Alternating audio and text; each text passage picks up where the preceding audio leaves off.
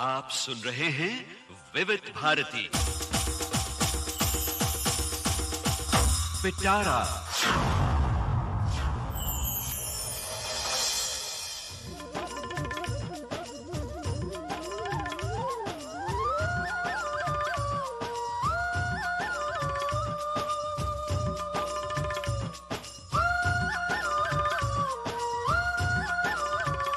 पिटारा में आज उजाले उनकी यादों की।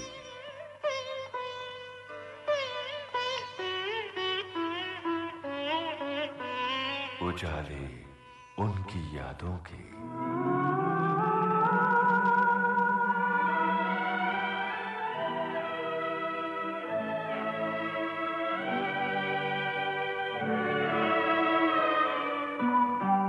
श्रोताओं नमस्कार। 70 के दशक से शुरू होता है हिंदी सिनेमा का एक बड़ा ही खास दौर।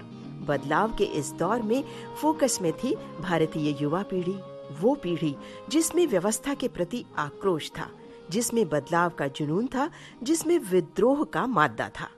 उस पीढ़ी का मिजाज सिनेमा में उतारा लेखकों की एक युवा जोड़ी सलीम जावेद ने। सलीम जावेद की जोड़ी के सलीम खान बांट रहे हैं अपनी यादों के उजाले। इनसे बातचीत की है यूनुस खान ने। तो सुनिए इस कार्यक्रम की दूसरी कड़ी। सलीम जावेद भारतीय फिल्म जगत की पहली और अकेली लेखकीय वो जोड़ी जिसने अपनी फिल्मों की कामयाबी से इतिहास के पन्नों पर अपना नाम सुनहरे अक्षरों में दर्ज कराया। सन 1973 जंजीर। अब न तो वर्दी है न कुर्सी और ना ही मैं ड्यूटी पर हूँ। सन 1975 दीवार। आज मेरे पास बिल्डिंगें हैं, प्रॉपर्टी है, बैंक बैलेंस है, बंगला है, गाड़ी है। क्या है तुम्हारे पास? मेरे पास माँ है। सन 1975 शोले। कि यहाँ से 50-50 कोस दूर गांव में जब बच्चा रात को रोता है तो माँ कहती है बेटे सो जा, सो जा नहीं तो गब्बर सिंह आ जाएगा। सन 1978 डॉन। डॉन का इंतजार तो 11 मुल्कों की पुलिस कर रही है, लेकिन सोनिया, डॉन को पकड़ना मुश्किल ही नहीं नामुमकिन है। सन 1978 त्रिशूल। अपने बाप दादा की दौलत मिली। मेरे पास अपने बाप दादा की दौलत की ना एक पाई है और ना ही मुझे चाहिए। मेरे पास अगर कुछ है तो अपनी माँ का दिया हुआ आशीर्वाद है। ऐसी फिल्मों की लंबी फहरिस्त है जो सलीम जावेद की जुबली जोड़ी का कमाल थी। सलीम जावेद की जोड़ी एक मोड़ पर आकर भले ही टूट गई हो, लेकिन उनके लेखन से जुड़े सैकड़ों सवाल हैं जो उनके चाहने वालों के जहन में कौंधते रहते हैं। उजाले उनकी यादों के इस कार्यक्रम में सलीम जावेद की जोड़ी के सलीम खान बिखेरेंगे अपनी यादों के उजाले। उजाले उनकी यादों के। सलीम साहब ने आपको बताया, मैं इंदौर में पैदा हुआ, इंदौर पलासिया में पैदा हुआ। मेरे फादर वहाँ डीआईजी थे। 2 या 3 ऐसी जगहें थीं जहाँ अगर मुझे आंख बंद करके छोड़ दिया जाता तो मैं ये कह देता कि ये इंदौर है। एक यशवंत क्लब के सामने की एक सड़क है, यहाँ दोनों तरफ यूकलिप्टस के दरख्त हैं। वो एक सड़क बिल्कुल वैसी की वैसी है, वो दरख्त बढ़ गए हैं और मोटे मोटे हो गए उनके तने। एक दिल्ली कॉलेज का इलाका है बिल्कुल जो वैसा के वैसे ही है। एक ये तुकगंज रोड पे हुक्मचंद साहब का जो घंटा घर है वो वैसा के वैसे ही है। बाकी तो ना कुछ पलासिया समझ में आता है कि बिल्कुल बदल गया है, ना मनोरमागंज समझ में आता है बिल्कुल बदल गया है। तो ये यशवंत क्लब का एरिया, बिल्डिंगें आ गई हैं। 4 साल की उम्र से मुझे मेरी मदर से मिलना अलाउड नहीं था। जैसे ही उनको पता लगा, डायग्नोज हुआ कि टीबी है, तो उनको इस बात की बहुत तकलीफ रही होगी। मैं तो 9 बरस का था तो मुझे तो इतनी समझ नहीं थी। तो एक मरतबा वो वहाँ से आई नैनीताल से, सर्दियाँ शुरू हो गई थी तो उनको बाहर धूप में बिठाया गया था। बच्चे खेल रहे थे तो उसमें मैं भी खेल रहा था। तो उन्होंने पूछा वो काला स्वेटर में जो बच्चा है वो किसका बच्चा है, कौन है वो? उसने कहा वो तो आप ही का बच्चा है, वो डुल्लू, जो प्यार का नाम था। कहने इतना बड़ा हो गया। एंड एक डिस्टेंस तक मुझे बुलाया और फिर मुझसे कहा गया कि बस बेटा। And she looked at me for some time and she broke down. मुझे तो समझ में भी नहीं आई, इतना मुझे मालूम था ये मेरी मदर है। फिर बाद में वो मेड ने मेरी परवरिश की उनके मरने के बाद फिर मुझे बाद में क़िस्सा सुनाया। उस ज़माने में तो मुझे कुछ ऐसा लगा कि हाँ नेचुरली कहानी की तरह लगी मुझे कि थोड़ी सी, मगर अब मैं कभी कभी जब ये याद करता हूँ और उनके पॉइंट ऑफ व्यू से सोचता हूँ तो मुझे बहुत तकलीफ होती है, कभी कभी मेरी आंखें नम हो जाती हैं। उसको नहीं देखा हमने कभी, पर इसकी जरूरत क्या होगी। ऐ माँ तेरी सूरत से अलग भगवान की सूरत क्या होगी।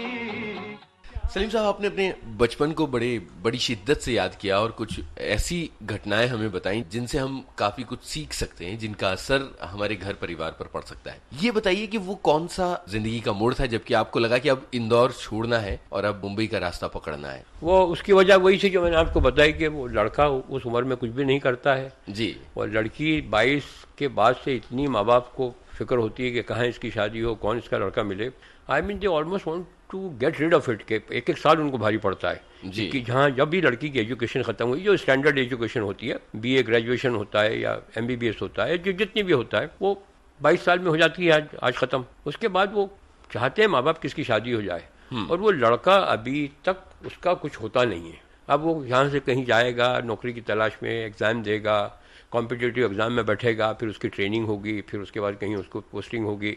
उस प्रोसेस के अंदर 6 साल लगने वाले हैं।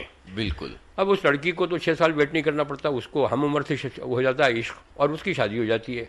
ये वही टाइम था मेरा कि जब मैं भी जिस लड़की में दिलचस्पी रखता था, जिस लड़की में इंटरेस्टेड था वो भी मुझसे मोहब्बत करती थी लड़की। और उस ज़माने में मोहब्बत क्या होती थी, लेटर लिख दिया जी, पिक्चर उनके टाइमिंग के साथ आप भी पिक्चर में पहुंच गए कि वो सैटरडे को पिक्चर जाती हैं वो उनकी फैमिली, और पता लग गया कि वो जाने वाली हैं तो आप भी चले गए, बस ऐसे ही देख लिया, दिख गए, ऐसे ही होता है। तो जब उन्होंने ख्याल जाहिर किया कि नहीं मेरा तो इंटरेस्ट कहीं और है, तो माँ बाप ने यही कहा कि करते क्या है, कुछ भी तो नहीं करते, क्या करेंगे। बाबा फादर मदर की फादर काफ़ी प्रॉपर्टी छोड़ के गए थे, ऐसे तो कभी not very rich people but we are well to do people. Indore में गाड़ी भी थी, मोटरसाइकिल भी थी, तांगा भी था, मतलब ये जो एक अच्छे खाते पीते घर की जो निशानी होती थी ये सब थी।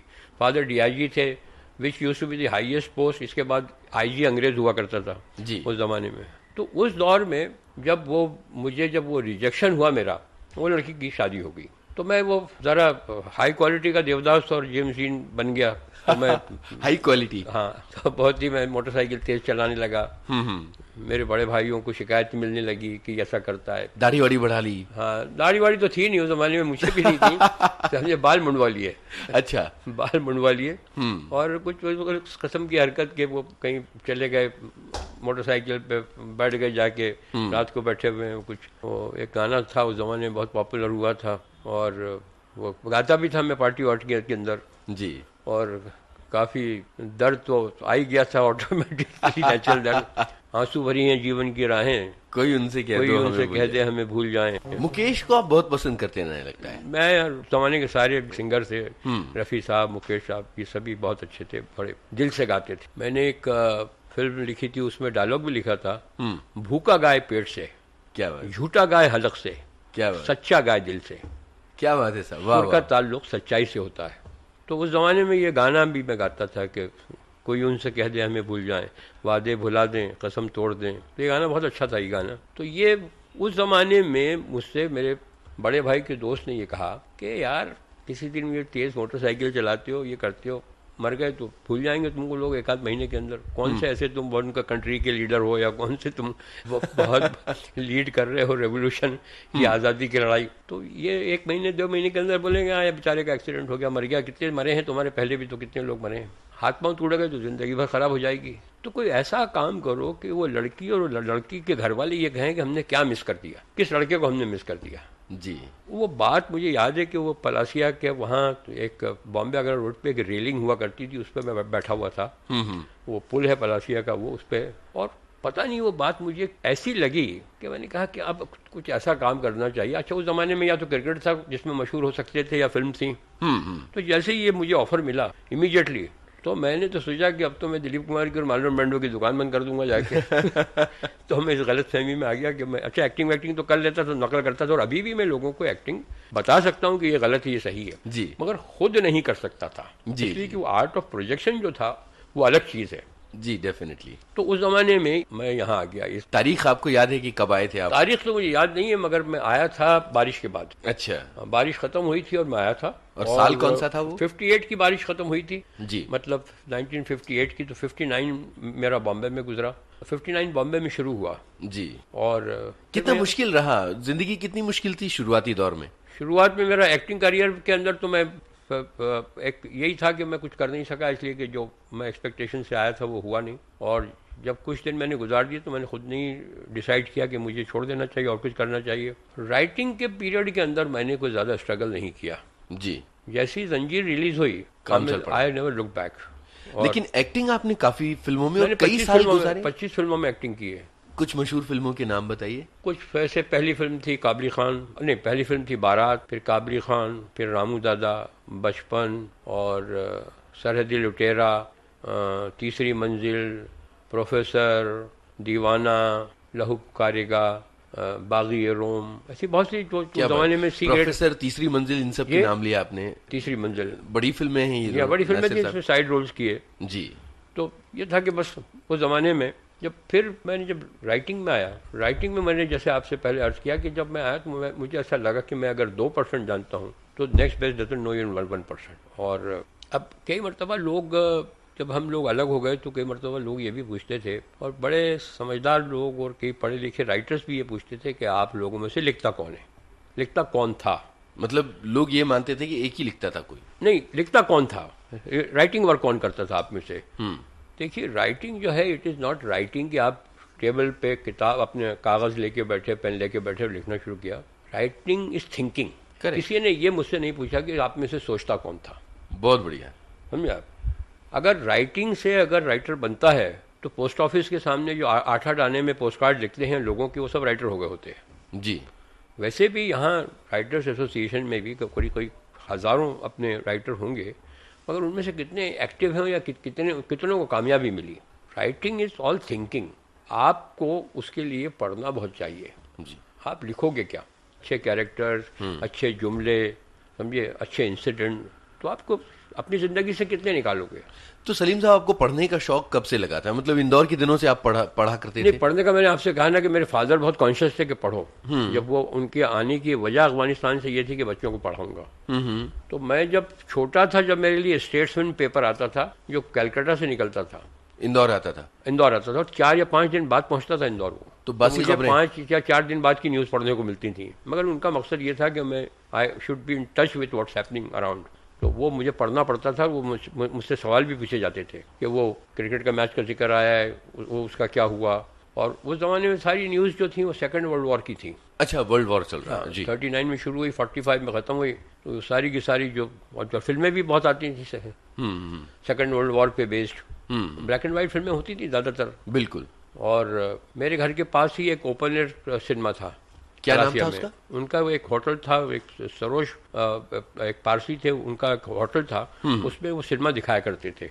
शाम को 7:30-8 बजे से लेके रात के 9-10 बजे तक वो सिनेमा दिखाते थे। वहीं ओपन एयर के अंदर सब अपनी ड्रिंक्स ऑर्डर करते थे, कुछ खाते थे वगैरह, स्नैक्स भी होते थे। तो वहाँ तो हम ऐसे ही चले जाया करते थे। इतना ज़्यादा एक्सपोजर था सिनेमा से इंदौर में। अच्छा, इंदौर में उस ज़माने में किसी उस लेवल के शहर में इतने सिनेमा नहीं थे जितने इंदौर में थे। बिल्कुल, 11 सिनेमा थे इंदौर में। क्या बात उस जमाने में, जबकि भोपाल में शायद 1 या 2 थे। आपको याद है आपके बचपन की टॉकीज के नाम याद हैं? रीगल टॉकीज जी, जो बहुत करीब हुआ करता था घर से, अभी भी है। और उनके मालिक जो मेरे साथ पढ़ते थे अभी भी हैं। उनके भाई का नाम, वो अभी मिल के गए मुझसे जी इंदौर में। उनका नाम है प्रकाश। और विमल भाई, वो मेरे से एक साल बड़े भी थे, सीनियर थे। विमल भैया वो भी हैं अभी। और ये रीगल के मालिक फिर थे, एक महाराजा था, फिर एक अरुण टॉकीज था जहाँ ये स्टंट पिक्चरें आती थीं, हंटर वाली टाइप। हाँ, फिर एक श्री कृष्ण टॉकीज था, एक प्रकाश टॉकीज था, वो भी इन्हीं का ही था, ये रीगल वालों का ही था। फिर एक नवीन चित्र था, और डायमंड था, सरोज था। क्या बात है, समझे आप। मतलब इतनी पिक्चरें आपने देखी हैं, ये सब टॉकीज के नाम भी याद है। मऊ में ऑर्फियम था, वॉडेट था, ड्रीमलैंड था मऊ में, वहाँ भी 3-4 सिनेमा थे। वहाँ मऊ भी जाते थे, मोटरसाइकिल आगे थी। तो ये सारे सिनेमा थे। ये मालवा मिल के पास 2 सिनेमा थे, सरोज और डायमंड। और यहाँ यहाँ सियागंज में था ये अरुण टॉकीज, जिसको ठाटिया टॉकीज भी बोलते थे। मिल्की वे एक था, एक रेस्टोरेंट था, वहाँ भी ओपनर था। एक स्टारलेट था, वहाँ भी था। काफ़ी सिनेमा थे इंदौर में, और इंग्लिश फिल्में भी आती थी। कौन कौन सी मशहूर इंग्लिश फिल्में देखी होंगी आपने उस दौर? बहुत देखी, अभी सब मैं रिपीट करता हूँ। आजकल TCM पे आती हैं सब। ये TCM एक चैनल है, उस पर सारी पुरानी फिल्में आती हैं, वो देखता हूँ। मैंने देखी हुई ये फिल्म, उस वक्त समझ में नहीं आती थी, अब समझ में आती है। सलीम साहब, यहाँ आपने जिस फिल्म में एक्टिंग की थी, और मुझे जहाँ तक लगता है कि ये गाना आप पर ही फिल्माया गया था, वो सुनते हैं। मेरे ऊपर 2 गाने फिल्माए गए थे जो दोनों अभी तक बजते हैं और मुझे उस ज़माने की याद दिलाते हैं, और दोनों मुझे पसंद है गाने। अन्नू मलिक साहब जो बहुत अच्छे म्यूज़िक डायरेक्टर हैं, उनके फादर थे सरदार मलिक, उनके गाने हैं वो फिल्म का नाम था बचपन। एक गाना है मुझे तुमसे मोहब्बत है मगर मैं कह नहीं सकता, रफ़ी साहब का, बचपन फिल्म का। जी जी जी। उजाले उनकी यादों के इस कार्यक्रम में सलीम जावेद की जोड़ी के सलीम खान बिखेर रहे हैं अपनी यादों के उजाले। उजाले उनकी यादों के। तो जिस दौरान आप एक्टिंग कर रहे थे और इतनी कई सारी फिल्मों के आपने नाम लिए, उस दौरान क्या लग रहा था कि जिंदगी किस दिशा में जा रही है, और खुद को स्क्रीन पर देखते हुए कैसा लगता था? अच्छा कॉम्प्लीमेंट दिया। एक्टिंग कर रहे थे, मैं एक्टिंग नहीं, मैं हैमिंग कर रहा था। जिस जमाने में एक्टिंग कर रहा होता तो बहुत बड़ा एक्टर हो गया था। तो हैमिंग के जिस जमाने में कर रहे थे, उस जमाने में ये फिल्में देखते थे। और but I have got no regrets, I have had a wonderful life. बहुत किसी से कोई कंपटीशन भी नहीं था कि ये बनूं या इससे आगे निकलूं। एक लिंकन की एक बहुत खूबसूरत इंसिडेंट है, वो मैं यहाँ दोहराना चाहूँगा कि when Lincoln was forming his government, जब वो अपनी गवर्नमेंट बना रहे थे, तो उनके सेक्रेटरी ने कहा कि एक आदमी का जिक्र किया कि इसको अपनी कैबिनेट में ले लो। तो लिंकन ने कहा well I don't like his face, मुझे इसका चेहरा पसंद नहीं है। तो कहा कि वो आदमी बहुत कॉम्पिटेंट है और in any case he is not responsible for his face, वो अपने चेहरे का जिम्मेदार थोड़ी है। तो उसने कहा after 40 every man is responsible for his own face. क्या बात। 40 बरस के बाद हर आदमी अपने चेहरे का जिम्मेदार है। वाह। जो कमीनापन, जो कॉन्स्पिरेसीज और जो बिटरनेस और जो जेलेसी और जो सब चेहरे पे दिखने लगता है 40 साल तक। तो अब मुझसे लोग कहते हैं कि सलीम साहब आपकी उम्र क्या है, जब मैं उम्र बताता हूँ तो कहते हैं अरे आप बिल्कुल नहीं लगते हैं, आप फ्रेश लग रहे हैं। उसकी वजह यह है कि मैंने कभी किसी के बारे में कभी भी, और ये तो हर आदमी कहता है कि मैं बहुत अच्छा आदमी हूँ, यह है, मगर ये कि मैंने कभी किसी के ऐसा नुकसान पहुँचाने की कभी किसी को कोशिश नहीं की। जी जी। और कभी किसी आइडिया भी मेरे दिमाग में आया कि मुझे उससे, तो मैंने हमेशा ये समझा कि जेलेसी, एंगर, गुस्सा ये एक बड़ा सेल्फ कंज्यूमिंग इमोशन है। उस दूसरे का कुछ बिगड़ता नहीं है इससे, खुद का नुकसान होता है। जलते रहो, कुड़ते रहो अपने घर में बैठ के। तो मैं बहुत जल्दी उस चीज़ को भूल जाता हूँ। और मैं फर्मली बिलीव करता हूँ डेस्टिनी पे। मैं एस्ट्रोलॉजी भी थोड़ी करता हूँ। अच्छा। हाँ, मैं करता हूँ एस्ट्रोलॉजी में, मेरा दिलचस्पी। और मैं कोई कुछ भी कहे, मैं एस्ट्रोलॉजी को एक डेफिनेट साइंस समझता हूँ। अब वो बात अलग है कि लोग वहाँ तक जानते नहीं हैं या हमें गुमराह करते हैं या उनका नॉलेज बहुत कम है। अगर ये साइंस सपोजिंग अगर 100 तो शायद लोग जो जानते हैं वो 1% जानते हैं। जी। तो मुझे जो भी कुछ मिली ज़िंदगी में तकलीफ़ किसी के भी हाथ से, मैंने उसको ज़िंदगी का अपना कोटा समझा। जी जी। मुझे कहीं ना कहीं ये हुआ कि कोई किसी को तकलीफ़ पहुंचा नहीं सकता। इसकी क्या औकात है ये जो मुझे तकलीफ़ पहुंचाए या मुझे धोखा दे या मुझे लेट डाउन करे, ये था, मुझे भुगतना था ये। समझिए आप, एक विवेकानंद की लाइन है, nobody can snatch away from you what you rightly deserve. बहुत ही सही है। Nobody can snatch away from you what you rightly deserve. जो है आपका, कोई आपको आपकी किस्मत से ज़्यादा नहीं दे सकता। वक्त से पहले और किस्मत से ज़्यादा किसी को नहीं मिला है। सलीम साहब, यहाँ एक गाना हो जाए। एक और फिल्म बारात में एक गाना था जो शायद आपने सुना हो। वो एक ये गाना था, मुफ्त हुए बदनाम, मुफ्त हुए बदनाम किसी से हाय दिल को लगा के। ये मुकेश साहब ने गाया था। म्यूजिक से आपका अच्छा खासा ताल्लुक रहा है, शौक रहा है आपको? नहीं, म्यूजिक है बहुत खूबसूरत चीज़ म्यूजिक, और म्यूजिक सुनने का भी शौक है। और आपको एक बात सुन के ताज्जुब होगा, और मेरे ख्याल से मेरा जैसा इस वक्त बम्बई में 1 या 2 लोग होंगे, कि मैं आज भी टीवी के ज़माने में रेडियो सुनता हूँ। वाह, मैंने देखा आपके उस हॉल में रेडियो। नहीं तो मेरे घर में जब मैं सुबह उठता था, पुराने गाने आते तो सारे दिन बजते थे वो। जब मैं सोता था, जब मैं उसे बंद करता था। वाह। तो अभी भी मेरे पास कम से कम नहीं तो यू विल बी सरप्राइज्ड के फार्म पे और यहाँ मिला के 10 या 12 रेडियो होंगे। ओहो। जब मैं बाहर जाता था, सिंगापुर जाया तो वहाँ से एक रेडियो ले आया, कभी लंदन गया तो वहाँ से एक रेडियो ले आया, कोई दोस्त दुबई गया तो मैंने उससे कहा। और मैं अभी भी वो जो घुमाने वाला जो रेडियो है, जो ट्यूनिंग करने वाला, वही रखता हूँ। वो जो कंप्यूटर नहीं अच्छा लगता नहीं, वो डिजिटल कंप्यूटर की लगा दो समझ भी नहीं आता मुझे। जी जी। तो अभी भी वही है मेरे पास, और बहुत मुश्किल से मिलते हैं आजकल वो ट्यून करने वाले। मुझे मजा आता है घर शाम को बैठ के ट्यून करते रहो, कहीं डिस्कशन सुनने को मिलता है। पिछली बार जब आपसे मुलाकात हो रही थी तो आपके यहाँ आने से पहले हम संगीतकार जोड़ी लक्ष्मीकांत प्यारेलाल के प्यारेलाल जी से बात कर रहे थे जी, और उन्होंने कई यादें बांटी जो आपकी और प्यारेलाल जी की आपस में जुड़ी हुई हैं, जिसमें आपका म्यूजिक का शौक काफी उभर के सामने आया। नहीं, वो एक गाना था, वो पियानो बजाने लगे, रात को हम बैठे हुए थे काफी देर तक, तो वो गाने में जो है वो मेरी कहानी भूलने वाले, तो उसकी जो लास्ट लाइन है ना, वो लास्ट लाइन है, वो ऑलमोस्ट इतना खींचते हैं, वो काली पंचम में है वो। तो वो मेरे गीत सुने दुनिया ने मगर मेरा दर्द न कोई जान सका, ना जान सका। वो जो एंड की जो लाइन है खींचने की, क्या है वो, मैं अपना फसा ना कह न सका, मेरे दिल की तमन्ना दिल में रही, लो आज किनारे पर, लो आज किनारे पर आके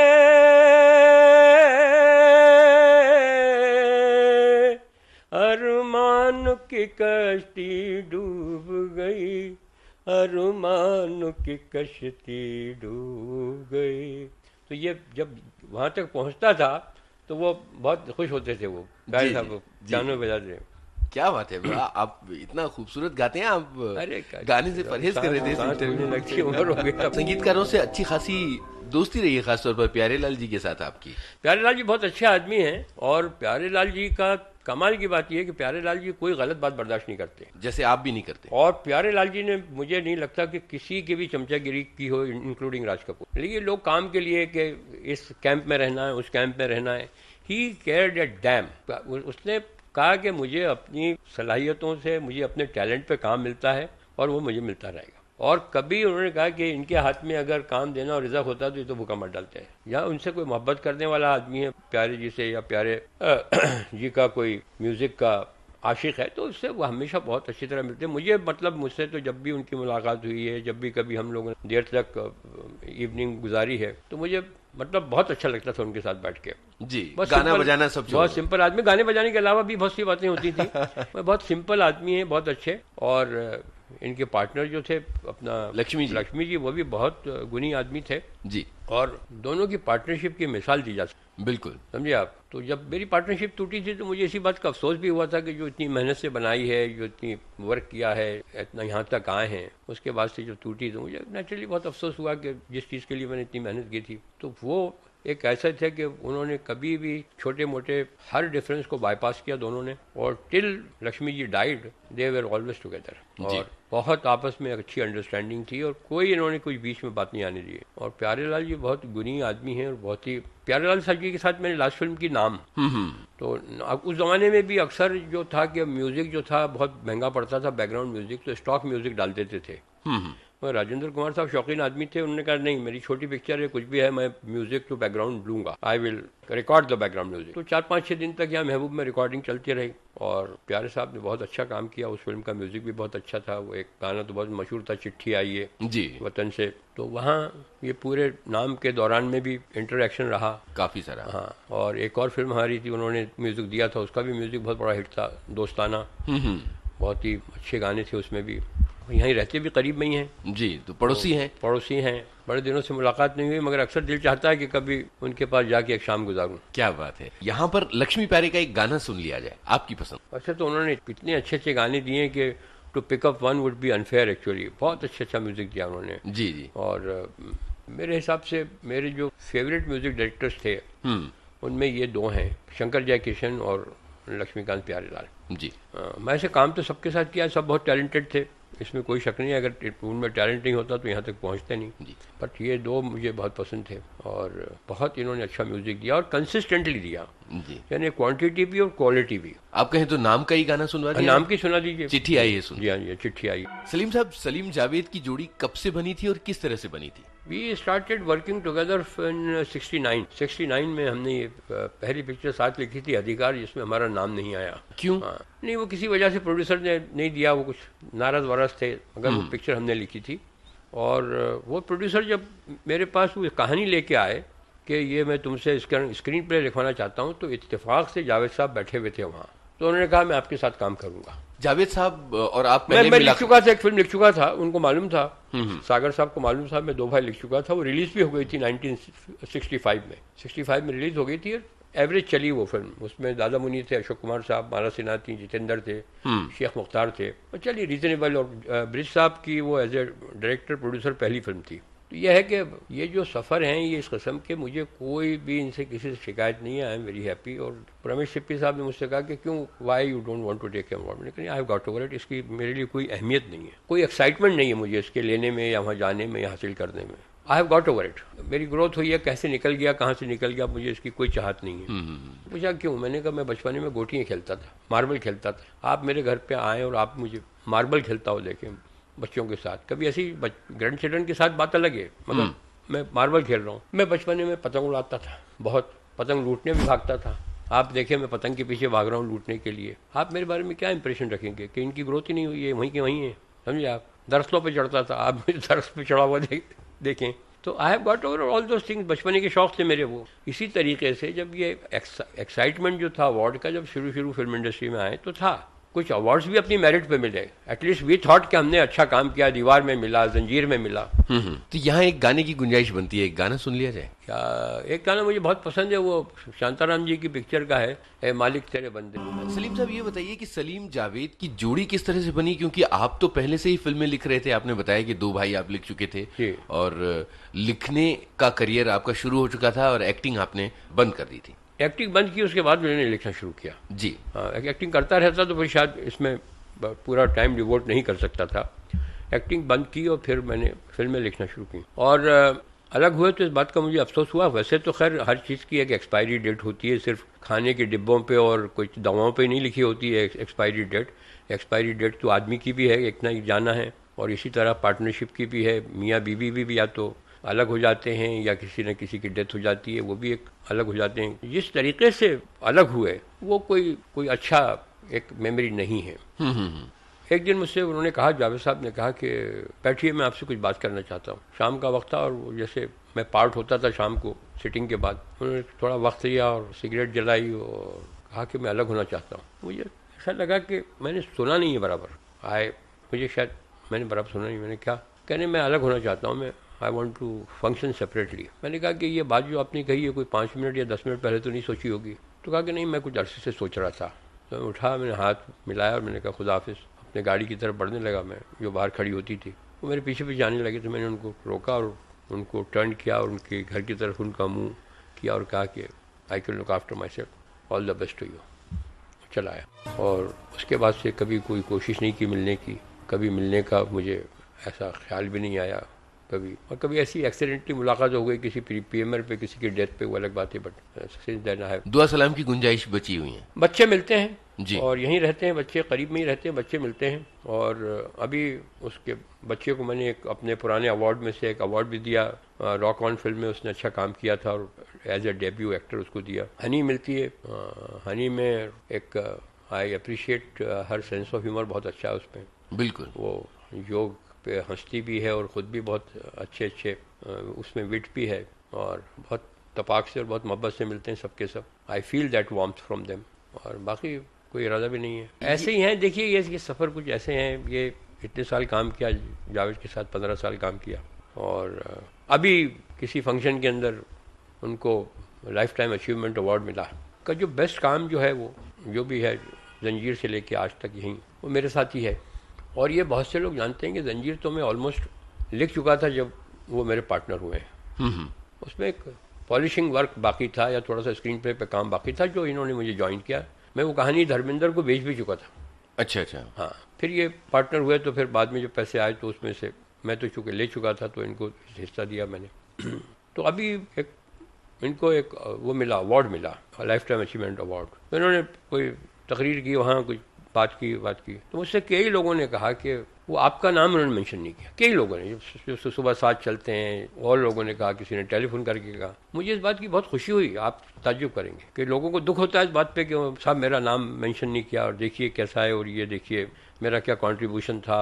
मगर मुझे इस बात की खुशी इसलिए हुई कि नहीं, अगर नाम मेंशन करते तो बहुत ऑब्वियस बात होती वो, क्या ठीक है साहब, साथ काम किया, नाम मेंशन कर दिया। ज्यादा जिक्र इस बात का हुआ। Everybody who was there in that show, और everybody who saw the show, और everybody who heard about it felt करे this one name, such an important name in his life was missing. तो उन्होंने अपना नुकसान किया। मेरा तो जिक्र हुआ, उसके बाद मेरा तो जिक्र ही नहीं होता। जी जी। और मैं तो अपना जिक्र कराना भी नहीं चाहता। मैंने तो ये अवार्ड जो हैं ये 15 साल से रिफ्यूज़ कर रहा हूँ। मैंने कहा मुझे एक ज़माने में शौक़ था, और उस ज़माने में मेरे लिए इसकी वैल्यू थी। अब जिन लोगों को शौक़ है, जो लोग इसकी वैल्यू करते हैं, आप उन्हें क्यों नहीं देते? मुझे क्यों दे रहे हैं? मेरे तो जो पढ़े हैं वही मैं बांट रहा हूँ। तो जंजीर किस हीरो के लिए लिखी जा रही थी? मैंने सुना है कि अमिताभ उसमें बहुत बाद में आए, पहले अलग अलग हीरोज का नाम चल रहा था। जंजीर जो सब में पहले उनको सुनाई थी धर्मेंद्र को जी। कई लोगों ने, देव साहब ने रिफ्यूज़ की, दिलीप साहब ने इसलिए रिफ्यूज़ की कि भाई बड़ा स्ट्रेट जैकेट कैरेक्टर है। अच्छा, उस जमाने में जंजीर में जो फिल्में बनती थी तो उनमें कॉमेडी ट्रैक होता था, 5-6 गाने होते थे, हीरो रोमांस करता था। यहाँ तो हीरो ने कभी हीरोइन का हाथ भी नहीं पकड़ा। उजाले उनकी यादों के इस कार्यक्रम में अपनी यादों के उजाले बांट रहे हैं फिल्म लेखकों की जानी मानी जोड़ी सलीम जावेद के सलीम खान। इनसे बातचीत कर रहे हैं यूनुस खान। रिकॉर्डिंग इंजीनियर मंगेश सांगले और जेटी महाजन। प्रस्तुतकर्ता कल्पना शेट्टी। उजाले उनकी यादों के।